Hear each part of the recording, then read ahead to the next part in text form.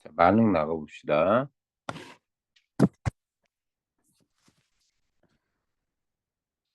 여기 나가보자, 여기. 1수부터 3수까지밖에 없네. 여기 나가봅시다, 여기. 이 페이지에 1수부터 6수까지 다 들어있어요. 만흥이라고 할 때 이때 흥은 흥겨, 흥겨, 흥겨움이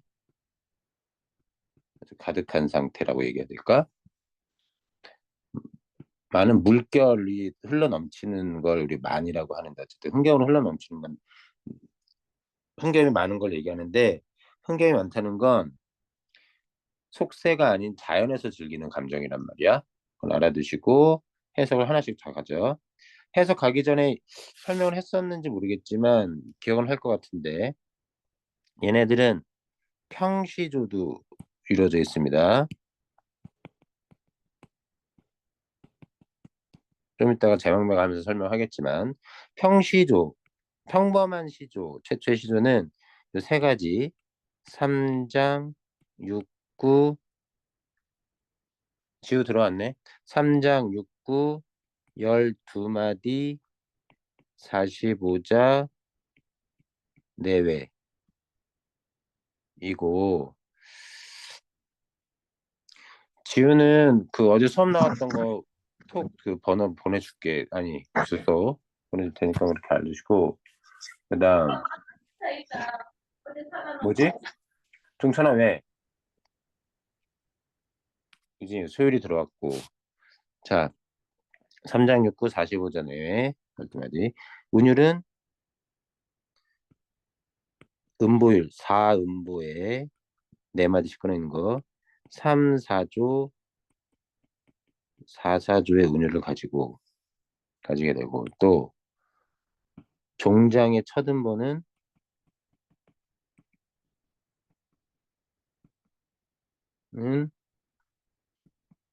삼음절 세 글자로 진행이 됩니다. 근데 음보라는 건 이런 거예요. 세 글자나 네 글자 단위로 묶어서 보시면 물론 네 글자를 넘어서기도 합니다. 이렇게 묶어내면 이렇게 묶어낸 세트가 뭐예요? 12개죠. 초장, 중장, 종장 마지막 종장의 어리고 여기가 삼음절이라는 얘기입니다. 삼음절 이 묶어낸 걸 보면 네 마디로 묶는 거 마디, 음보 얘를 하나하나를 음보라 그래. 요 음보가 네 개인 게 각 줄에서 반복되지. 그래서 사음보가 운율이고 3, 4조, 4, 4조는 그 안에 글자 수 세 글자, 네 글자, 세 글자, 세 글자도 있고 세 글자, 네 글자 있고 뭐 네 글자, 네 글자도 있어서 그렇게 들어간 겁니다. 요거를 지켜줘야 되는데 어, 우리가 배우게 되겠지만 뭐냐면 우리가 19채 향가 향가 나중에 얘기할게요. 이 정도 알아두고 해석 들어갑니다. 산수간 바위 아래 띠집은 초가집을 짓는다고 하니 내가 짓는다고 하니 그것을 모르는 남들은 내가 산수한 바위 아래 산수는 그냥 자연이에요. 산과 물 사이라고 그냥 해석해도 됩니다. 자연 속에다가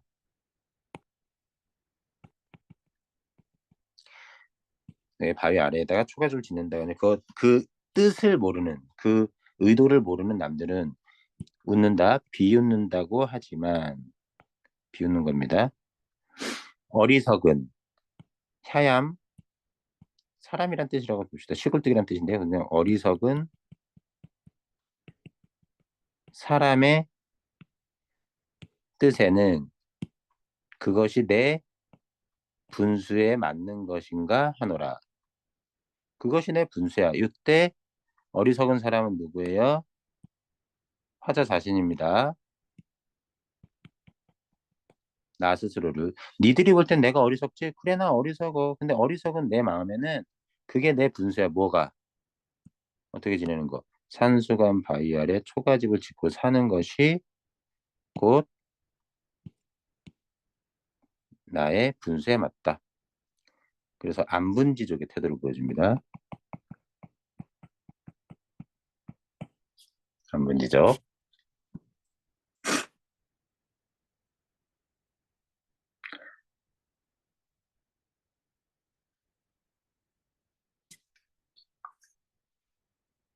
아, 소율이 수연이랑 같이 있구나. 다행이네. 정진은 어떻게 됐냐, 수연아. 연락 좀 해줘봐. 이때 이들, 그것을 모르는 남들은 나랑 대조되는 사람들인 거죠. 이들은 뭘 중시하는 사람들이에요? 나를 비웃는, 소박하게 이렇게 시골에서 소박하게 사는 걸 어리석다라고 비웃는 사람들인 거지. 속세의 욕망이나 부귀영화를 추구하는 사람들이라고 우리가 볼 수 있지. 그다음 가봅시다.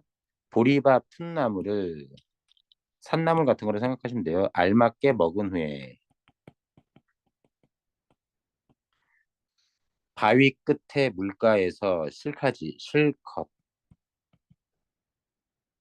바위 끝 물가에서 실컷 논다. 여기 중세국어 문법 안 나와. 이거는 자연스럽게 읽어내면 돼. 논다. 이때 얘는 바로 뭐예요?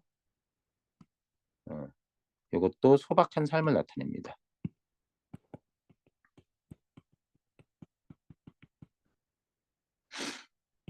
띠집도 소박한 삶을 나타내요.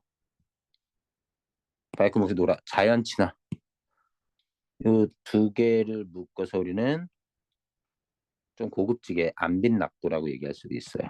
같은 말이에요. 이때 비는 가난이거든. 가난한데도 편안함을 느끼면서 낙 즐긴다. 여기 지금 뭐야? 놀잖아. 날 놀잖아. 그 밖에 그 외에 연함은 나머지 일이야. 첫 번째는 연함으로 해석도 되고 두 번째 열이 숫자, 열이 좀 넘는 이란 뜻도 돼. 여기에서는 나머지의 뜻으로 쓰입니다. 그것 외에 나머지 일이야. 부러워할 줄 있으랴. 서리법. 부러워하지 않는다. 이때 그가 가리키는 건 뭘까요? 그가 가리키는 거. 이것은 요 앞에 나왔던 두 개를 가리킵니다. 이렇게 지내는 것 외의 나머지 일은 뭘까요? 이거는 이렇게 볼까? 바로 뭐가 되겠니? 자연에서 소박하게 즐기면서 사는 삶 외의 일은 당연히 일까지 밑줄쳐야지. 세속적 삶, 부귀 공명 내지는 부귀 영화를 추구하는 삶은 부럽지 않다. 이 얘기입니다. 그다음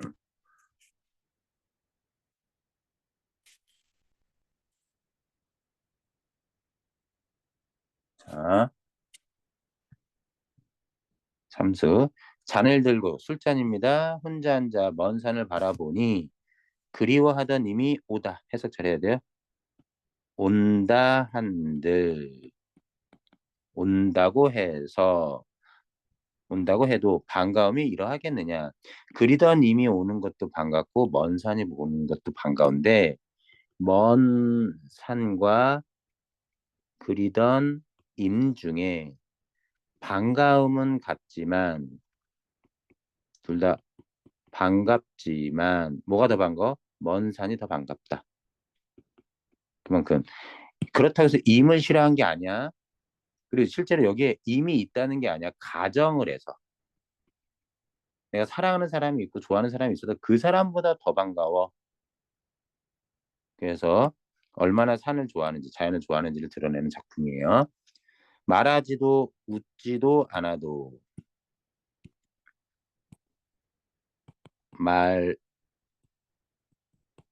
말하지도 웃지도 않아도 못내 좋아하노라. 무엇을? 산을. 여기서 말하지도 웃지도의 주체는 먼 산이죠.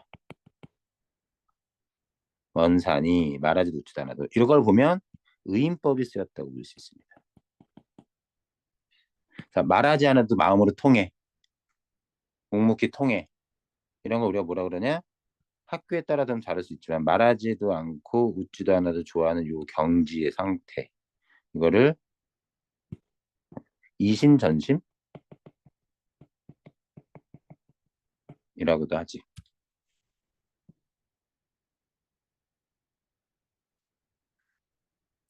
자, 그다음 정진이만 안 들어왔네. 수연아, 정진이 얘 들어올지 모르는 거 아니야? 자, 누가 30보다 뭐뭐보다 비교 낫다 좋다고 하더니 만승은 황제 천자 직역해도 돼. 황제가 이만할까? 황제도 이만하지 않을 것이다. 얘네 둘은 뭐냐? 삼공은 삼정승 높은 벼슬.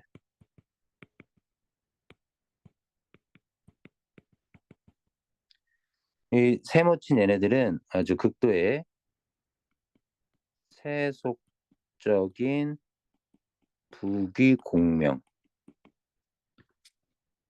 누군가 말하길 삼공보다 낫다고 하더니 만승이 이만할 수 있겠어? 이만할 수 없다는 얘기입니다. 뭐가 더 좋다는 거야? 자, 보면 이제로 헤어드는 헤아리니 생각하니 지금입니다. 지금에 와서 생각하니 소부허유가 영리했구나. 야같다란 뜻인데요. 영리했더라. 칭찬하는 거야. 소부허유는 어떤 사람? 고전시가에서 반드시 알아둬야 될 사람. 어떤 사람인데 아주 자연 친화적인 삶의 대표였어. 삶을 살았던 사람의 대표. 아마도 임천한응의 림, 숲이죠? 천, 샘물이에요. 자연입니다. 자연의 흥겨움을 비교할 곳이 없구나. 자연이 최고. 뭐보다 낫다는 거야? 황제 자리보다도 낫고 삼정승, 영의정, 우의정, 좌의정 그런 삼정승보다도 낫다. 좋다. 이런 얘기입니다. 비교적인 표현을 통해서. 내 성품이 자, 성은 본성 정도로 해석해도 되고요. 성품. 내 성품이 게을르더니 하늘이 아셔서 인간 속세의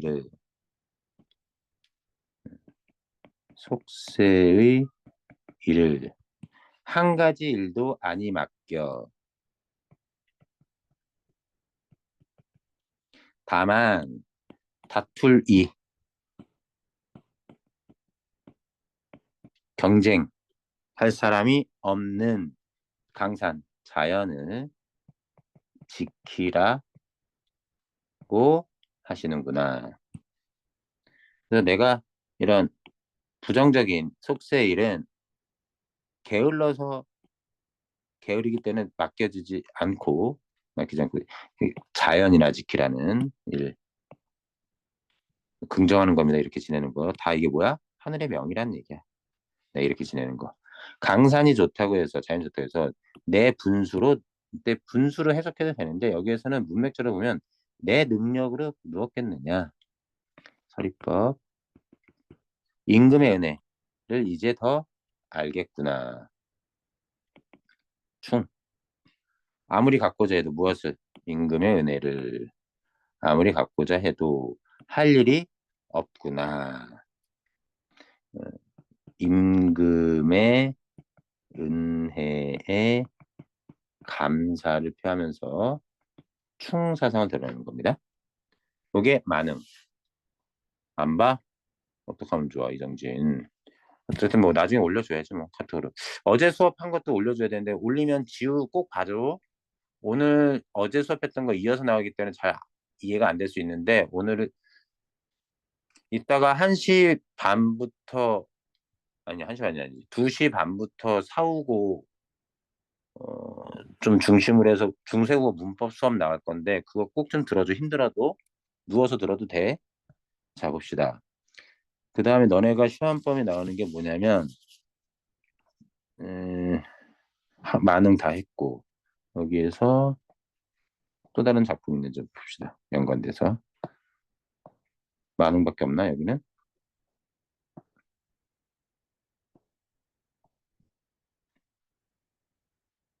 이건 뭐야? 기다려봐. 문법 내용 왜 적혀 있어 여기?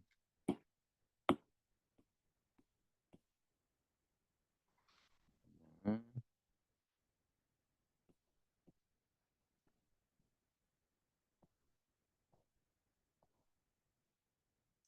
제망맥으로 들어가야 되겠네요. 만능은 요 정도면 되겠습니다. 자, 제망맥 가볼게요. 기다려봐. 아까 준 파일이 뭐였더라 얘들? 제목이 17-1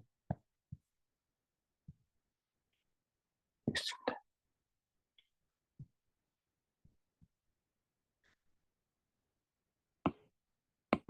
가보죠.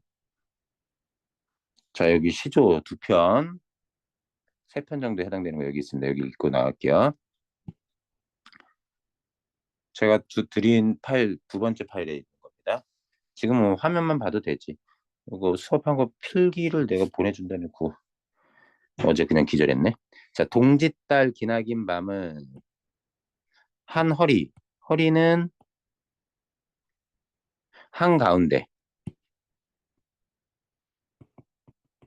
한가운데를 잘라내요. 춘풍, 얘도 평시조예요. 네 마디 읽어줘봐. 동짓달 기나긴 밤을 한 허리를 베어내어 춘풍 이불 아래 서리서리 넣었다가 얼었일 오시날 밤이어든 굽이굽이 펴리라. 뭐 이렇게 들어가는 건데 춘풍 봄바람 이불 아래 서리서리 의태어 넣어놨다가 어른인 사랑하는 임 오신 날 밤이면 굽이굽이 이것도 의태어 펴리라 펴고 펴서 자, 이 작품의 가장 큰 특징은 뭐냐면 이, 이 특징은 추상적 혹은 관념적인 대상을 바로 뭐예요? 시간이라는 걸 마치 모처럼 구체적 사물처럼 뭐로 옷감처럼 잘라서 떼굴떼굴 말아가지고 서리서리는 이렇게 차곡차곡 쌓아서 말아가지고 모아놨다가 살아있는 밤에 그 밤에 이어 붙여서 연결하리라 이런 뜻이거든요. 꿰매듯이. 이걸 우린 뭐라 그러냐? 주관적 변용이라고 얘기합니다. 자기 마음대로 변화시켜 사용했다 이런 뜻이에요.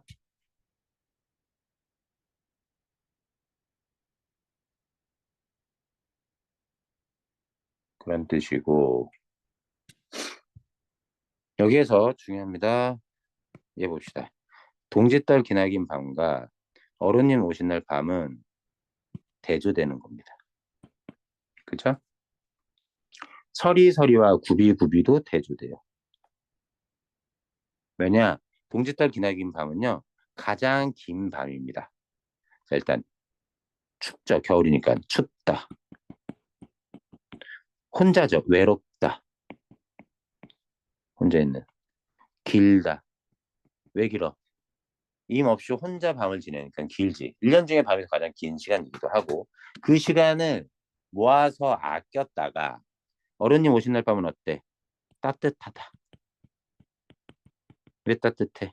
함께 있으니까. 함께 있다. 외롭지 않은 밤. 그런데 그런 밤은 너무나 짧아. 그래서 그 짧게 임 오신 날 밤은 짧게 지나지 않고 길게 지내고 싶은 소망. 그래서 이 작품은 주관적 변형의 표현 방법을 통해서 아주 신선한 발상으로 소망과 그리움을 표현하고 있다. 임 없이 혼자 현재는 외로운 겁니다. 자, 개를 열함은 이게 아까 전에 그 밖에 연함은 일이야 부러워할 줄 있으랴 있었잖아. 그때 연함은과 같은 말인 거예요, 얘가. 근데 여기서는 10마리가 좀 넘는 뜻이에요. 넘게 좀 기르되 요 개같이 얄밉까. 서리법.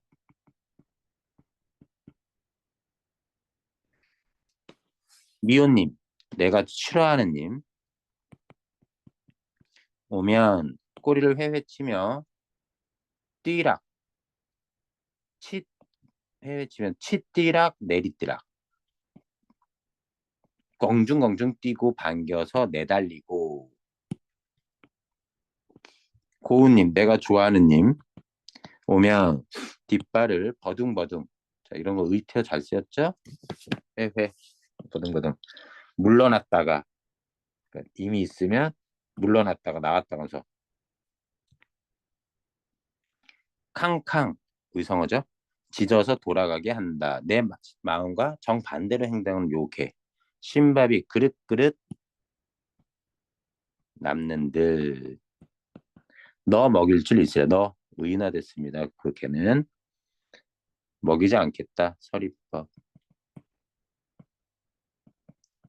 얘는 사설시조라고 해요. 평시조가 아니라. 사설시조는 조선 후기 때 주로 나옵니다. 이 사설시조의 특징은 뭐냐? 해학과 풍자, 뭐, 과장가, 유머 이런 것들인데 이 작품은 실제로 원망해야 될 건 누구예요? 걔가 짖는다고 떠나가면 어떡해? 걔가 짖어도 물어도 나를 찾아와야지. 실제로는 임을 미워하고 싶지만 차마 임을 밉다고 얘기할 수 없어서 걔를 밉다고 얘기하는 데서 임에 대한 어, 원망을 개에 대한 원망으로 표현하고 있는 작품이라고 보면 되겠다. 해학적인 작품입니다. 이 작품은.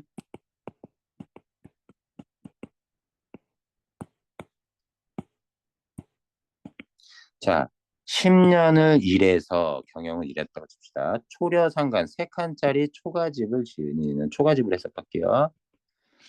나 한 칸, 달 한 칸, 청포 한 칸. 방에 나 한 명 들어가고 달 하나 들어가고 바람 하나 들어가고 꽉 찼죠 방이.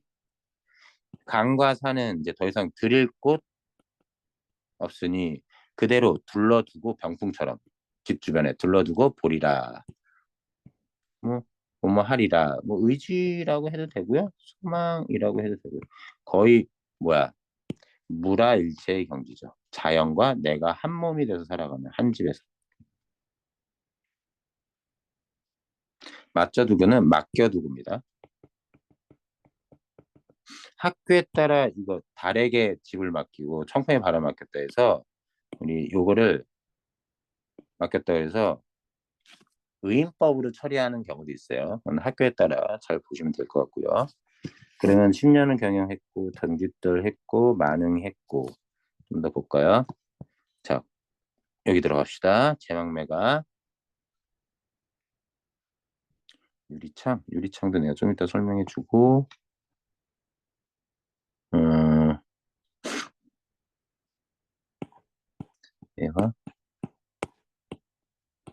그냥 됐고 나중에 음, 하관도 있지? 좋았어. 자, 제막매갑니다. 제는 제사를 지내다 추모하다 막매 죽은 누이 월명사라는 사람이 있었는데 이 작품은 19채 향가입니다. 향가에 대해서 잠깐 얘기하죠. 향가는 자, 지금 배우는 것들은 실제 문제를 많이 풀어봐가지고 문제 풀이를 통해서 외워두는 게 좋아요. 문제 선지에 들어있는 거. 자, 향가는 신라시대 향찰로 기록된 노래입니다. 향찰은 한자를 가지고 알파벳 영어의 경우 알파벳을 다 사용해도 영어가 다르고 프랑스어가 다르잖아. 그런 것처럼 향찰도 알파벳 한자 알파벳을 사용하는데 중국어식으로 쓴 게 아니라 중국에서 정통으로 쓴 게 아니라 신라식 용법으로 쓴 게 향찰이야. 알파벳은 똑같아도. 그래서 한자에 대한 지식이 있어야 돼서 귀족이 신라시대 때 귀족은 승려나 화랑이 작가였어. 작가층이. 형식은 4구체, 8구체, 19채. 구체라고 얘기하지만 19, 89, 49. 자, 초창기 때 향가는 4개. 그 다음에 실력이 좀 늘어서 4줄을 더 붙이고 그 다음 19채에서 4, 4, 두 줄 더 붙여서 완성된 형태. 향가는 19채 향가인데 제방매가는 자 19채 향가의 특징이 있습니다. 19채 향가는 일단 첫 번째 가장 정제된 형식, 완성된 형식이란 얘기예요.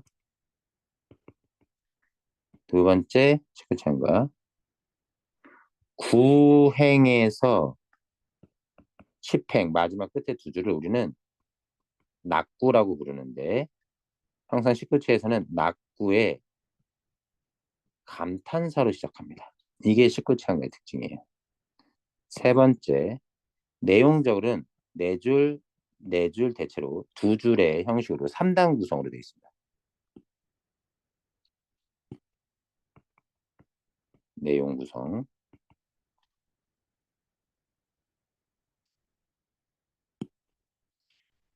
여기에서 보시면 요 낙구의 감탄사와 사사이의 내용 구성, 3단으로 구성된 게 조선시대 때 내려오면 시조의 종장 첫 음보의 감탄사로 시작되는 경우가 있어요. 시조 중에 모든 시조가 그런 건 아니지만 그 맨 마지막 끝날 때 첫 번째 시작에서 감탄사로 시작하는 경우 첫 음보 요게 바로 낙구의 감탄사가 계승된 거고 사사이는 뭐냐 시조는 초장 중장 종장의 3장으로 구성되어 있죠. 그래서 요거는 사사이 내용 구성 3단 구성 종장 첫음보의 감탄사는 낙구의 감탄사가 이렇게 계승된 걸로 봅니다. 두시고요. 해석 들어가면 사사이로 끊어서 읽으면 됩니다. 삶과 죽음의 길은 여기 있음에 여기는 이승 화자가 있는 곳 여기에 있음에 머뭇거려 이때 머뭇거리는 건 누가 머뭇거리는 거냐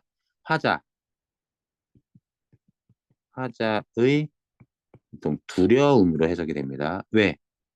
누이가 죽기 전에는 이렇게 죽는 게 쉽고 우리가 또 살아있는 사람 사이 가깝게 있는지 몰랐다가 누이가 갑작스럽게 죽는 걸 통해서 아 죽음이라는 게 멀리 있는 게 아니구나를 깨달으면서 두려워한다라고 보시면 되고요. 나는 간다. 그때 나는 간다. 음, 말도 어떻게 보면 유언이겠지. 유언도 못다 말하고 어찌 떠나갑니까? 어찌 그렇게 가는 겁니까? 이런 뜻인데 이때 나는 누구요? 죽은 누이예요. 이 말을 보면 갑작스러운 예상되지 못했던 죽음. 우리는 그걸 어려운 말로 요절이라고 얘기해요. 여기까지는 누이의 갑작스러운 죽음으로 인한 충격과 슬픔. 여기가 가장 문학적으로 뛰어난 부분이지. 비유와 상징이 다 쓰였어. 어느 가을 일찍 부는 바람에 윈드 바람 여기저기에 이해저에 여기저기에 떨어지는 나뭇잎처럼 한 가지 같은 가지에 태어나서 가는 곳 그때 것은 아니라 곳인데 가는 곳 모르온저 모르겠구나. 영탄 감탄을 나타내. 어, 조금만 더 가볼까. 여기에서 어느 가을 이른 바람은 뭘까요? 어느 가을에 일찍 분 바람. 가을에 이게 바로 죽음의 원인을 상징한 것이고 음, 거부할 수 없는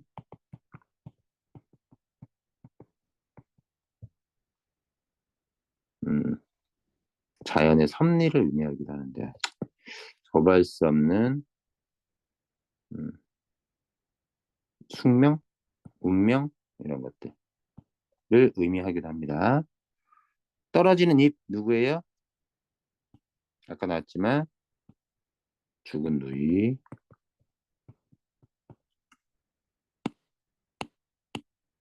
나와 잎. 한 가지 뭐예요? 같은 부모, 같은 부모 내지는 혈육, 피를 나는 상제. 아는 감탄사, 낙구의 감탄사.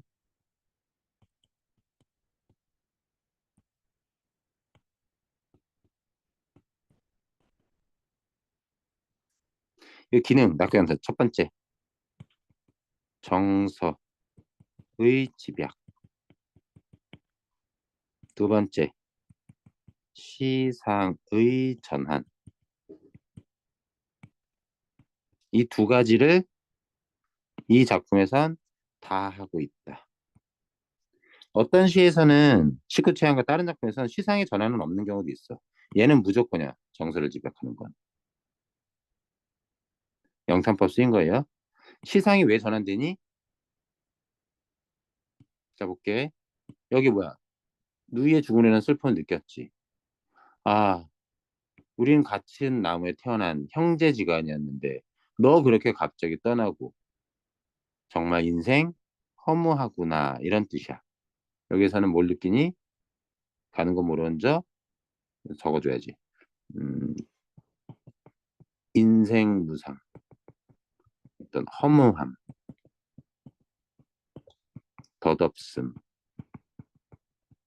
그런 안타까움 느껴서 계속 슬퍼하면 이어지는 내용도 어때? 계속 슬플 것 같은데 슬픔에서 벗어나는 장면이 나와. 미타찰, 불교의 극락세계입니다.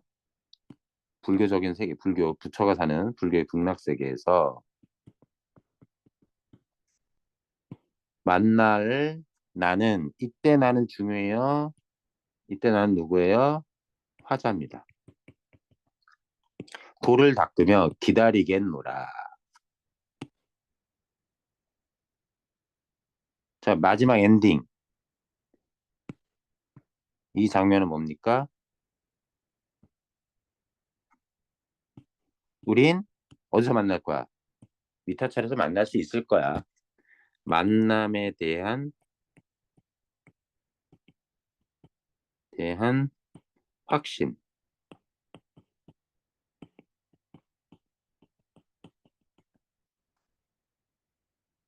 그것을 그래서 종교적인 승화, 극복, 또 기다림의 의지, 내지는 만남의 의지를 보여주면서 끝나는 작품입니다. 이 작품은 그 슬픔을 극복하면서 끝나는 작품이에요.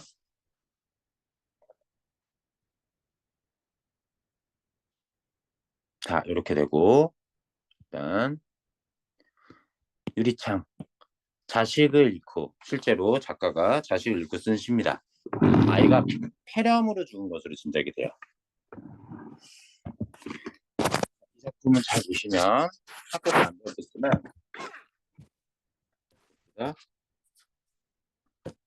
자, 이 사람 뭐 하고 있냐면 밤에 잠을 안 자고 혼자 유리에 붙어서서 입김을 불어가면서 입김 때문에 보이지 않으면 입김을 손으로 닦고 다시 또 입김이 차면 생기면 다시 손으로 닦는 그런 행동을 홀로 하고 있는 장면입니다.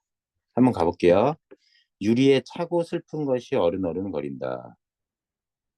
이해되죠? 입김을 부고 있는 겁니다.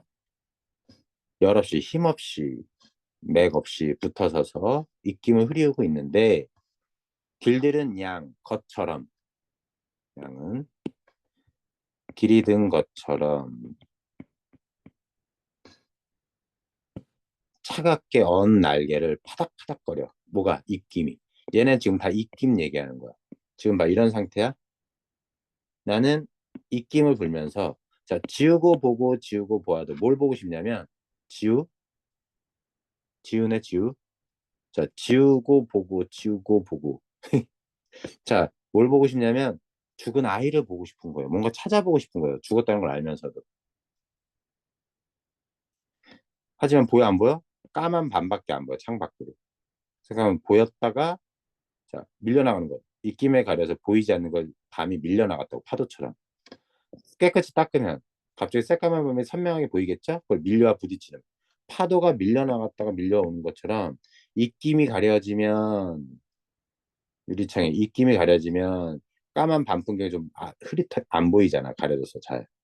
싹 닦으면 훅 하고 보이지. 그걸 밀려오고 밀려나간다고 얘기하는 거야. 허망하게도 보이는 건 아무것도 없고 아무리 봐도 반밖에. 물 먹은 별이 반짝 보석처럼 박힌다. 창밖으로 별이 보여요. 별이 보이는 걸 내 눈으로 별을 보는 건데 별이 나에게 박힙니다. 요거 무슨 표현일까요? 주객전도의 표현.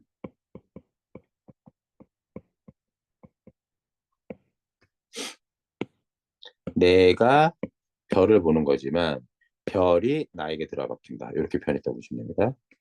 이렇게 밤에 홀로 유리를 닦는 것은 외로우면서도 황홀한 심사이니 역설법이에요. 고운 폐혈관이 찢어진 채로 감탄사. 너는 산새처럼 날아갔구나. 자, 10줄이에요. 제각는 것처럼. 신기하죠? 아가 끝에 2줄에서 원래 아는 여기서 시작돼야 되지만 9번째 줄에서 여기 보시면 알겠지만 제각막을 아랑 여기도 아가 있습니다.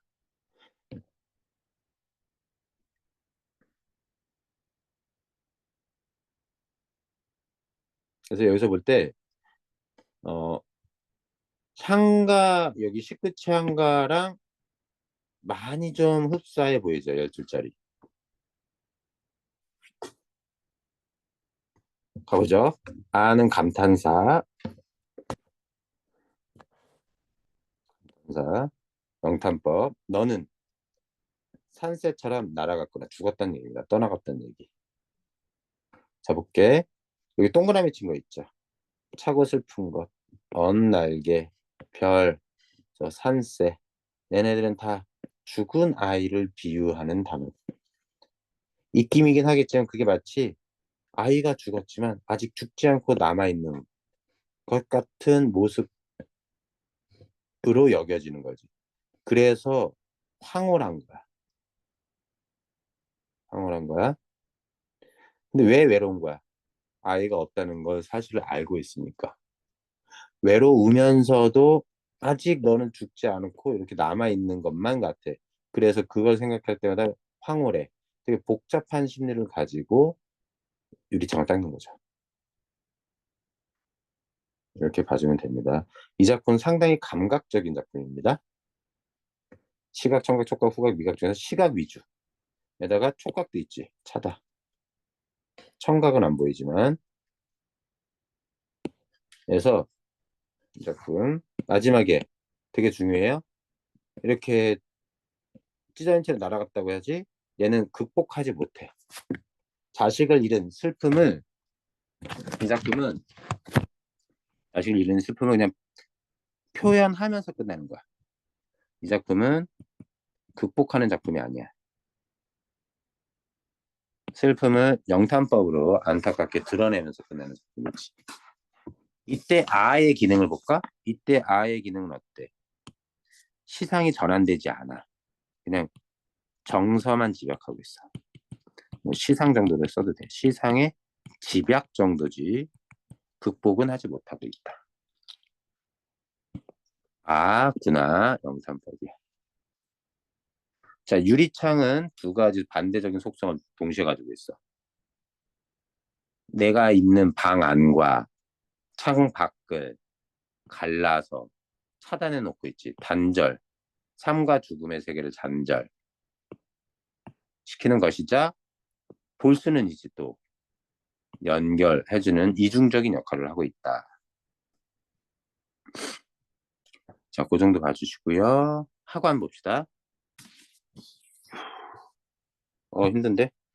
제망매가 10년, 동지떨 만은까지 했고 하관. 자, 하관을 가보죠. 개를 11문제 했고 하관 봅시다. 관을 내린다란 뜻이에요. 이 작품의 특징은 하강적 시어를 많이 씁니다.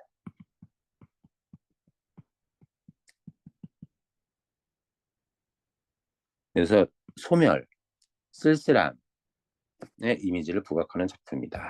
가보죠. 관이 내렸다.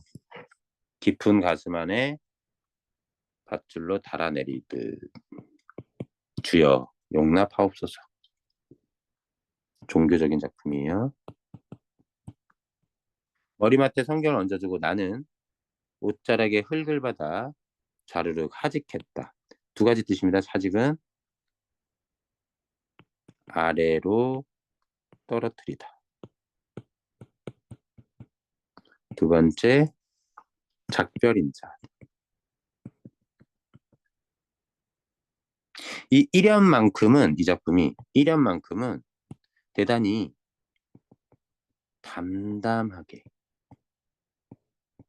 이 하관이라는 장례 절차가 장례식 중에 가장 슬픈 대목인데 진술로 감정이 최대한 절제돼서 표현됐다고 보겠습니다. 자, 꿈에서 만나게 됩니다. 턱이 긴 얼굴이 나를 돌아보고 형님 하고 불렀다. 아우였군요. 동생이 죽은 거예요. 오냐 나는 전신으로 대답했다. 그래도 나는 그래도 나는이 아니라 너는입니다. 이거 오타예요. 너는 못 들었으리라. 이제 너의 음성을 왜 이래 이거? 나만 듣는 미쳤나 봐. 여기는 눈과 비가 오는 세상. 여기 내가 있는 곳. 이승. 삶의 공간. 그러면 지금 봐봐. 내가 있는 여기 이승과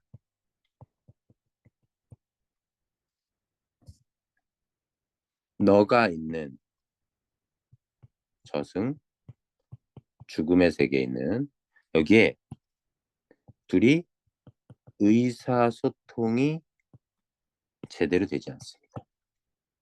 이걸 우리가 뭐라 그래? 이런 걸 삶과 죽음의 거리감이 나타나 있다라고 표현해요.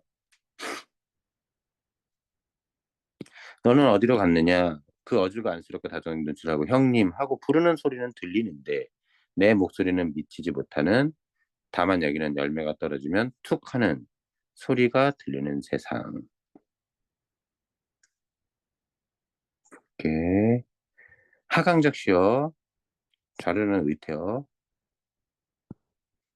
의성어의 여지도 있네. 하강적 시어 달아내리다 내리다 하직하다 이런 게 하강적 시어. 눈과 비가 오다 이것도 하강적 시어죠. 떨어지는 거니까 열매가 떨어지면 하강적 시어. 요 정도 봐주면 되겠다. 하강 제시를 통해 우울하고 슬픈 분위기를 드러낸다. 그다음 음 유자소전과 사과를 먹으며 하는 김에 시간이 좀 남으니까 그걸 한번 해 보죠. 아 여기 필기돼 있는 내용도 있네. 여기서 이렇게 해석을 해 주기도 했었구나. 상관없어.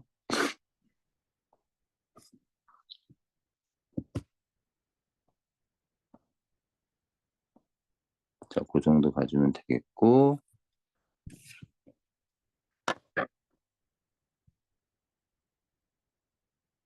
음 그러면 잠깐 쉬고 있어 봐요. 이번에 시험 범위에 해당되는 게 유자소전은 소설을 읽어 드릴 생각은 크게 없습니다. 유자소전은 내용 정리된 거 보고 우리 한번 읽어 내용 정리된 걸 좀 보고 확인해 보고요. 그리고 실제로 문제를 풀어 보죠. 유자소전은 학교 학습지 잘 보고 고거에 맞춰서 읽어 주시고 사과를 먹으며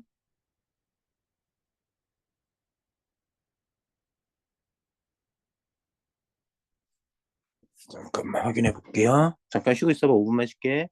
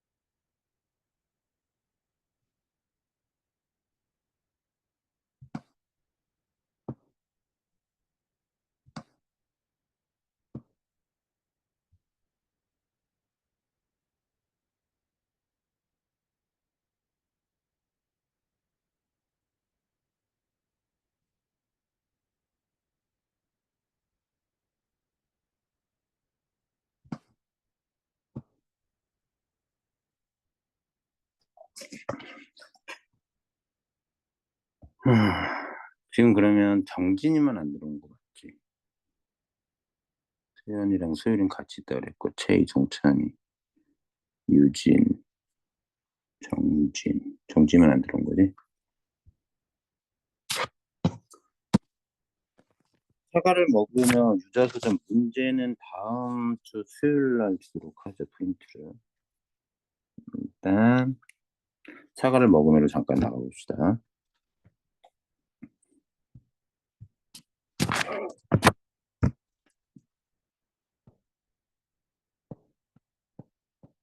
사과를 먹으면 굳이 설명할 것도 없는데 그냥 훈련식으로 들어갈게요. 문제나 풀어보면 됩니다. 문제도 그렇게 어디 있지요? 어디 있을까요? 그냥 먹으면 음, 음. 유자수전 그거 딴 것보다도 어휘 문제 나올 수 있거든.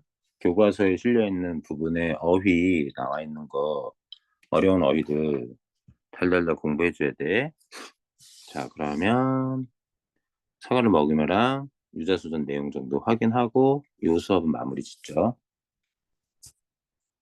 어디로 갔지요?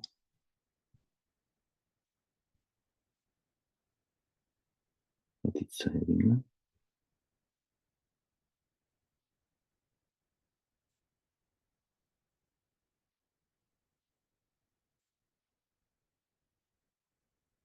걔네만 저런다.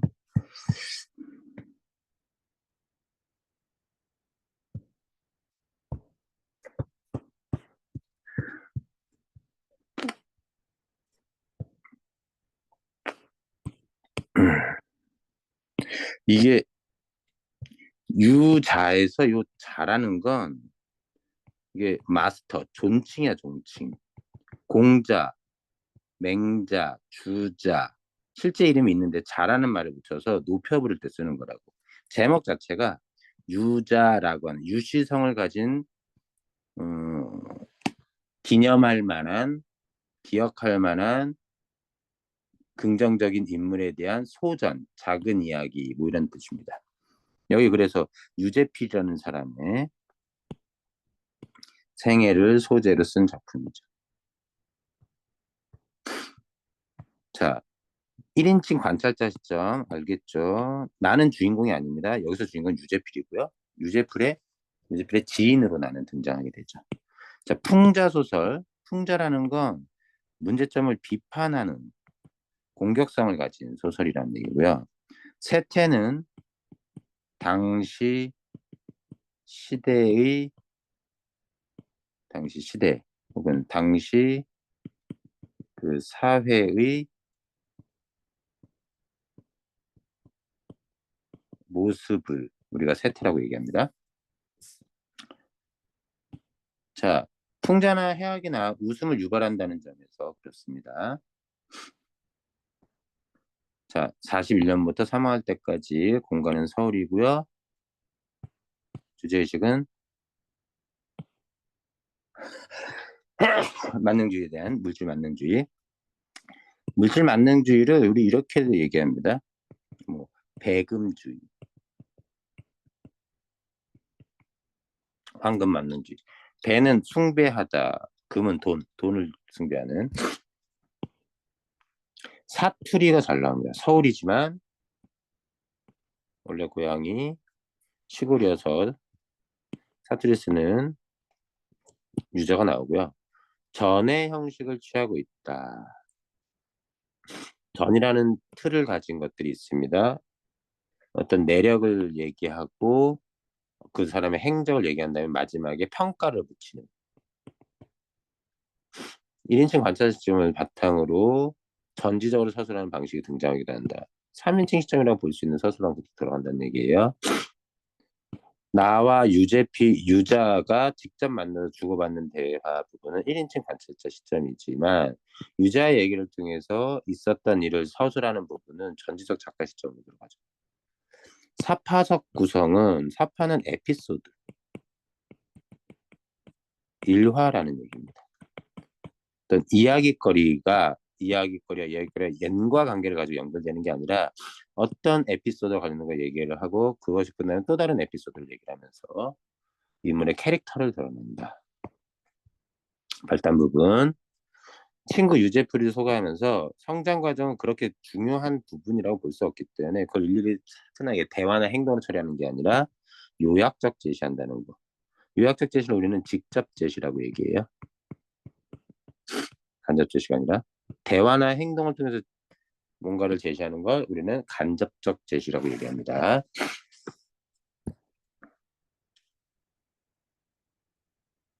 애초에 성품 심성이 맑고 깔끔했다 이렇게 해서 직접 설명해서 매사에 생각이 깊고 침착했으며 성품이 높고 일종의 이거는 누구예요?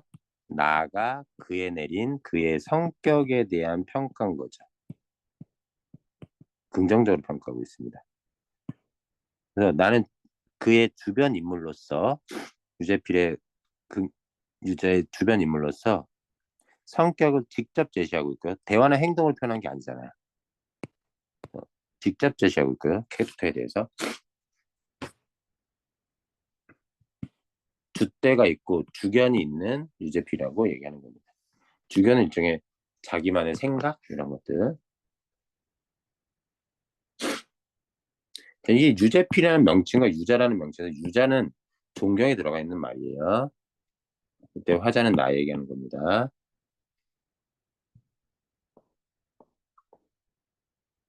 중간에 내용은 생략됐고 그룹의 노선 상무가 돼서 교통사고 처리하는데 그 교통사고 처리할 때 형편이 어려운 스피어 운전수에게 선행을 베푸는 이런 행동들을 볼 때 형편이 어려운 사람들을 그대로 지나치지 못하는 유재필의 모습을 알 수 있습니다. 우선 초기에는 어려움을 겪죠. 음? 노선 상무 초기는 회사 사고 처리 반응을 밝혔다가 피해자를 봉변한다는 자신의 신세를 산식했다가 예방책을 발견해서 신분을 밝히지 않는데 나름대로 일하는 요령도 있는 사람이에요. 그리고 공감을 해주고 눈시울 붉히면서 사고를 낸 운전사를 나무라고 그 뒤에 명을 내리는 방법으로 얘기하는데 다 내용 알잖아. 허기우 뭐 이런 그 사투리 사용한다는 거 뭐 별거 없어요. 그 사람의 캐릭터란 얘기입니다. 솔직히 표준어를 사용하는 사람은 사용해도 되잖아요. 그러면 좀 인물이 좀 덜 살지. 자, 인물의 성격을 드러내는 거. 굴비와 두름. 어려운 사람들을 배려하는 그 사람의 마음이 담겨 있는 거고요. 우파는 그걸 보고 감동받는 거고. 자, 침 놓는 법도 풍수지리 뭐 이런 것들. 그래서 자신만의 방법으로 사고를 처리하는 유재풀의 모습도 우리가 볼 수 있습니다. 자, 결말 10년이 가도 과정이 유재풀 진급하지 않는다는 얘기고 어려운 사람들 성실껏 돕다 병을 이기지 못하고 저승으로 떠났는데 나는 그를 기념하며 전을 짓는다. 자, 유자라는 명칭을 통해서 유재필에 대한 존경심을 드러내고 전의 형식을 취하고 있다는 걸 잡아낼 수 있습니다. 어.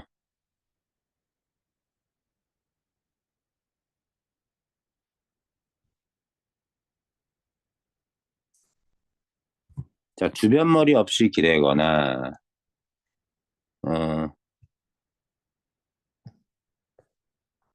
융통성 없이 기대거나 자발머리 없이 재주 정도. 재주 없이 나대어 남을 괴롭히거나 귀찮게 하거나 이런 용어 지금 내가 굳이 해석 안 해줄 저기 그냥 볼 테니까 읽어낼 테니까 이런 거 어휘 꼭 잡아줘야 돼. 귀찮아도 어휘 정리된 거 보내긴 했는데 그것만 보지 말고 또 봐줘.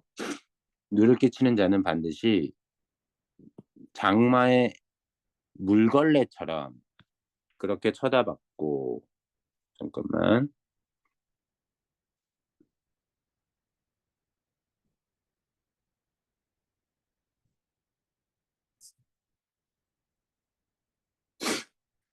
장마의 물걸레는 쓸데없는 존재를 우리가 이렇게 얘기하는데 그러니까 유재필이라는 사람은 누군가한테 기대어 의지에 살거나 나대는 사람, 그래서 남을 괴롭히거나 폐를 끼치는 사람은 쓸모없는 사람처럼 쳐다봤다는 거고, 늘 분수에 넘치게 남을 제끼거나 밟고 일어서는, 그래서 섣불리 멍 척하면서 의수대는 사람은 조조망하길 기다리듯 미워해서 매양 항상 밑줄을 그어두기에 소홀함이 없었다. 기억해뒀다는 거지.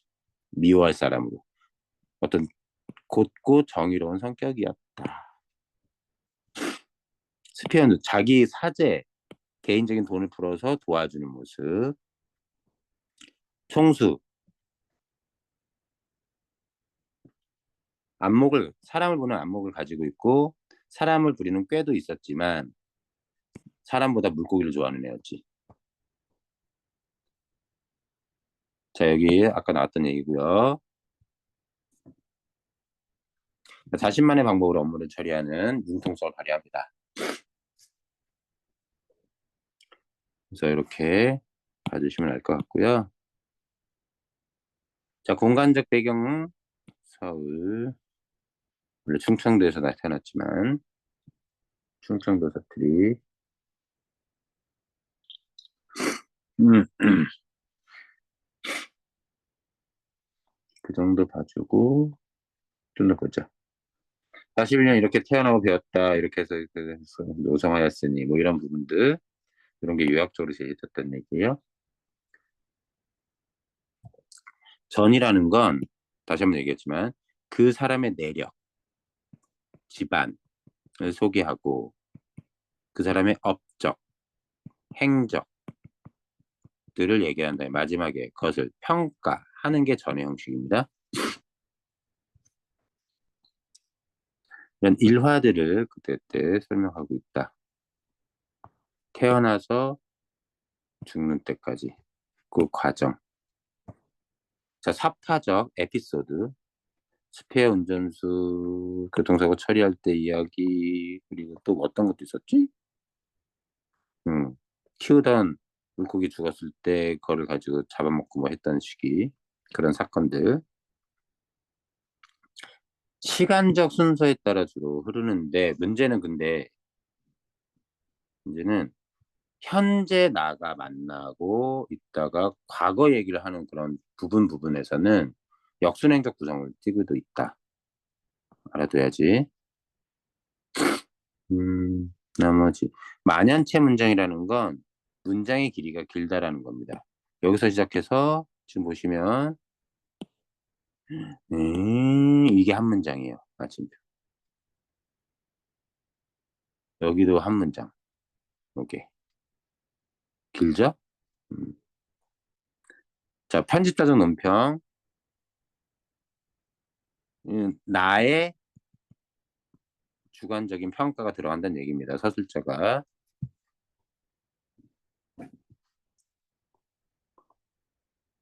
대꾸는 뭐 이런 건 시험 나오겠니? 사투리, 충청도 사투리 중에서 뭘 부각하냐? 인정이 많고 순박한 성격을 강조한다. 비속어, 욕들의 사용으로 해서 친근함과 해학적 분위기를 느끼게 하고, 나와 있는 거 뭐 그대로 확인하시면 됩니다.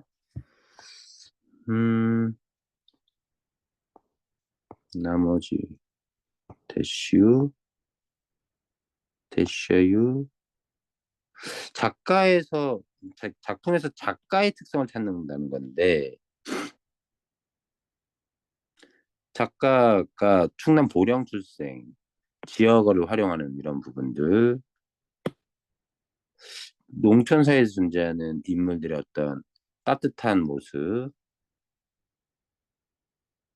그다음에 당시 산업화, 근대화 과정에서 해체되어가는 농촌의 모습, 이런 것들, 그런 모습들인 거고요. 자, 시대적 배경은 특히 여기 지역간 이런 여기 많이 들어왔다.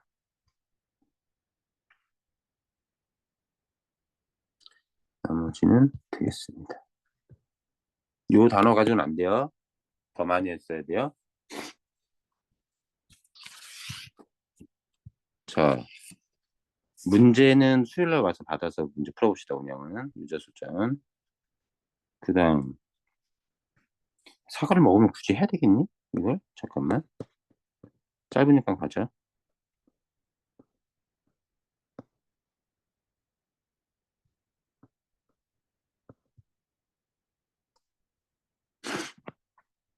자, 시 있습니다. 시는 아주 쉽습니다.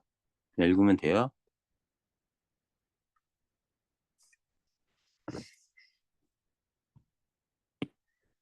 자, 이 작품. 유사한 문장 구조의 반복. 해서 운일만이 아니라 의미까지 강조하죠.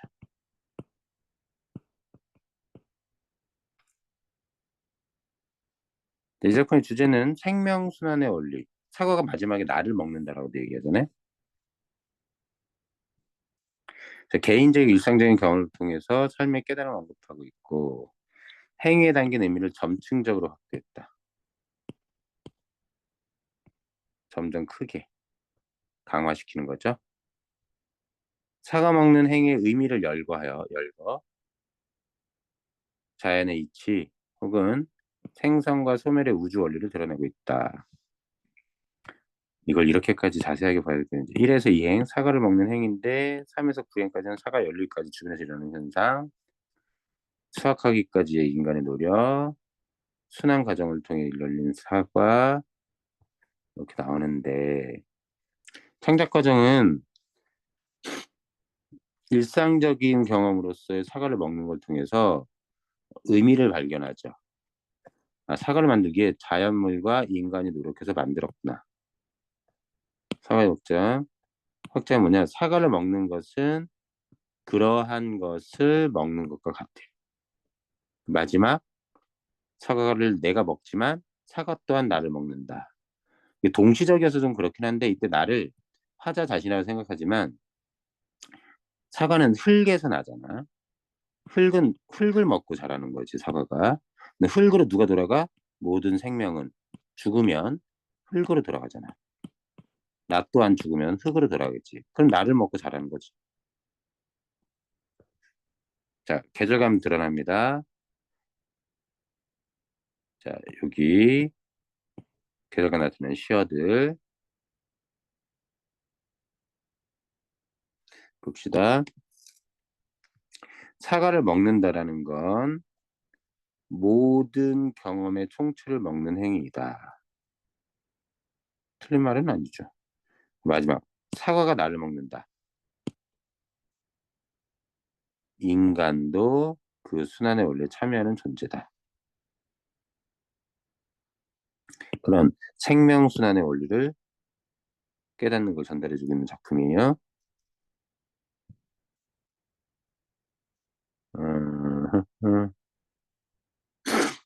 그 정도를 보시면 어려울 건 없습니다. 어려울 거는 없어요. 채희야, 네? 이 작품에서 사과를 먹는다 배웠니? 학교에서? 네, 여기서 두 문제 나온대요. 두 문제. 여기서 뭐 역설법 썼다고 얘기한 것이 있어? 역설이요? 응. 역설법은 없는데 혹시 학교에서 어디 부분이요? 그러니까 궁금해서 물어보는 거야. 혹시 학교에서 역설법 쓰였다고 묻는지 말하는지. 쓰였다고 하셨어요? 그래? 어디? 그건 기억이 안 나요. 응? 학교 선생님이 어디서 역설법을 쓰였다고 했을까는 아, 잠깐만. 마지막 부분이요. 생명순환에 대한 역설적 인식. 네, 마지막 사과가 나를 먹는다. 좋아요.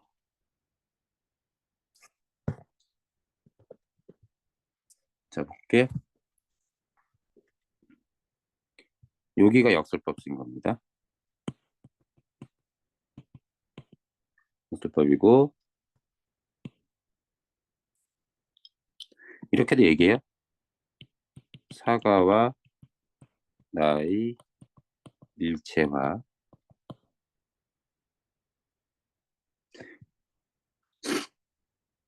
흙으로 돌아가고 마는 순환론적 인식이죠.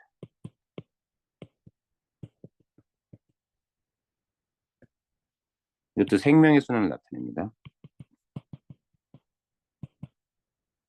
학교에서 가르쳐준 대로 그냥 알아두면 될 것 같아요. 흙으로부터 멀리, 이거 오탄데? 흙에서 멀리 도망쳐 보려다.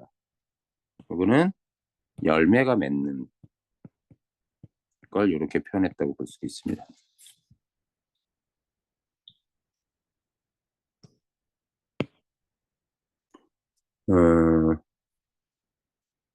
확인해 볼게요. 잠깐만. 여기 나오는 햇살, 장맛비, 소슬바람, 눈송이, 벌레, 새소리, 잎새. 여기까지는 자연물들이죠. 사과를 존재하게 만드는. 그 다음 다른 색깔. 얘네들은 사람의 땀방울, 식물학자의 지식,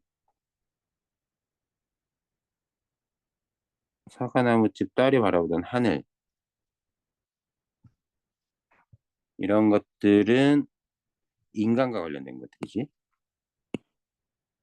그 다음에 가지, 나이테, 뿌리, 그 다음 씨앗. 얘네들은 사과나무를 구성하는 요소지. 내용을 이렇게 잘라볼까?